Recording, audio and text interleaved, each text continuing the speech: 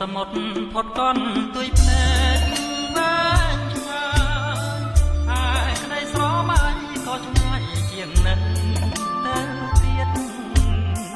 បងនឹកទៅអូននឹកឥតពេលឃ្លាតនឹកពេលបានស្គាល់រសជាតិបែរជាឃ្លាតពីប្រាណដី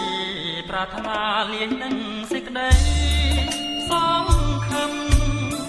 ហើយបងញញឹមលាយនឹងទឹកភ្នែកមានស្រាន